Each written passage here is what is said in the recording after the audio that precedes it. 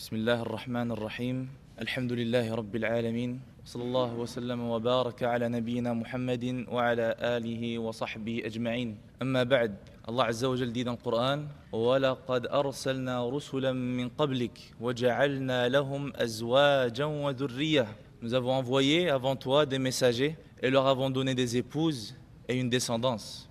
Donc telle était la sunna des prophètes avant nous. Malgré leurs occupations, malgré leur rôle très important, ils avaient tous une famille et une descendance. Et celui qui ne réussissait pas à avoir des enfants, invoquait Allah tabaraka wa ta'ala, comme l'a fait Zakaria alayhi salam, Rabbi habli min ladunka dhurriyatan tayyibah, innaka sami'u du'a. Seigneur, ya Allah, donne-moi une bonne descendance, car c'est toi qui entends toute prière. Donc une des missions du musulman sur cette terre, c'est de suivre les pas de tous ces prophètes avant nous, en construisant une famille solide, avec une descendance. C'est-à-dire agrandir sa famille à travers la reproduction, en ayant des enfants, avoir une grande progéniture. Car qu'on le veuille ou non, une des principales raisons pour laquelle Allah tabaraka wa ta'ala a incité au mariage, le fait qu'on puisse assouvir ce besoin naturel qu'on a l'un envers l'autre, l'homme envers la femme et vice-versa, c'est la survie de l'espèce humaine. Depuis que Adam alayhi salam a été créé, l'espèce humaine est toujours survivante et elle le sera jusqu'au jour dernier. Allah tabaraka wa ta'ala dit dans le Coran Ya ayyuhan nasu attaqu rabbakum alladhi khalaqakum min nafsin wahida.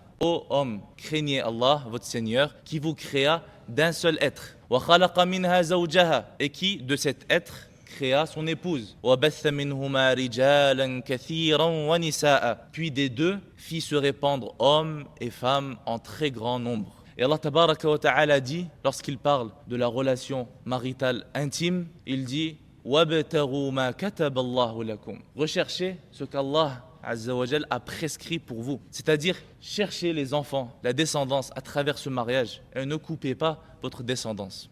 De plus, le prophète sallallahu alayhi wa sallam incite à avoir beaucoup d'enfants en disant, sallallahu alayhi wa sallam, mariez-vous, cherchez la femme qui fait beaucoup d'enfants et qui est gentille et augmentez votre nombre, car en vérité, je rivaliserai avec les autres nations, les autres communautés par vous, c'est-à-dire par votre nombre, le jour de la résurrection. C'est-à-dire que la communauté du prophète sallallahu alayhi wa sallam sera plus grande que les autres communautés. Et pour ça, on a un rôle, on est responsable, on doit participer à cette chose. Car une des raisons pour laquelle on fait des enfants, c'est pour agrandir la communauté du prophète sallallahu alayhi wa sallam. N'oubliez pas que c'est grâce au prophète sallallahu alayhi wa sallam qu'on connaît l'islam, qu'on connaisse le bon chemin à suivre. Et donc une des manières de le remercier sallallahu alayhi wa sallam est de travailler dur pour éduquer une génération qui suive sa sunna sallallahu alayhi wa sallam et qui permettront d'agrandir le nombre des gens qui le suivront le jour du jugement. Le prophète sallallahu alayhi wa sallam, des fois il faisait ad-du'a, il invoquait pour certains de ses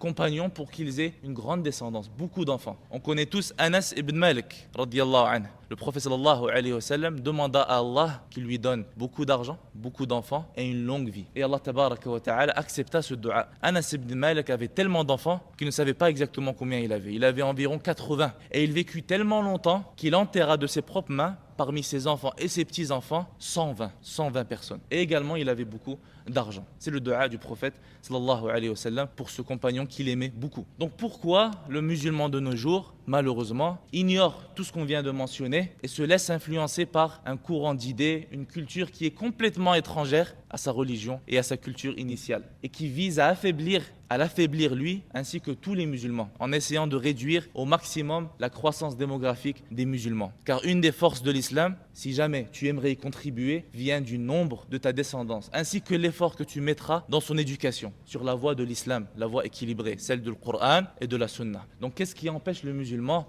de faire des enfants? Est-ce qu'il a peur du rizq, de la subsistance?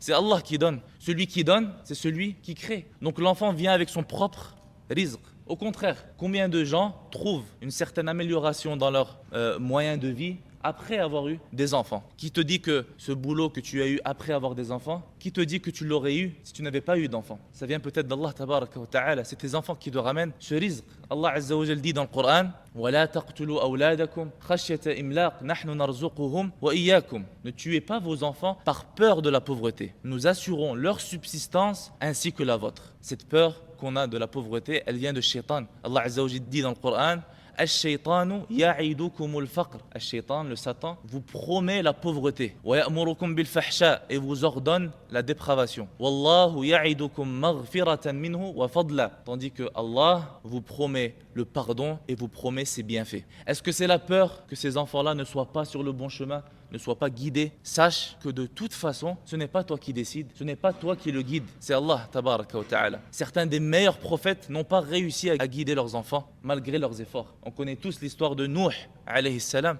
Un de ses enfants était mécréant malgré les efforts de son père qui l'appelait à l'islam durant au moins 950 années. Donc ton rôle, c'est de faire les causes nécessaires pour l'éduquer sur le droit chemin. Et c'est Allah tabaraka wa ta'ala qui s'occupe du reste. Et tout l'effort que tu mettras dans cette éducation, qui est un effort énorme, personne ne dit que c'est facile. Cet effort-là, en lui-même, est un acte d'adoration énorme. Tu le fais pour Allah tabaraka wa ta'ala, tu le fais pour la récompense. Tu fais ça pour avoir une sadaqa jariyah derrière toi.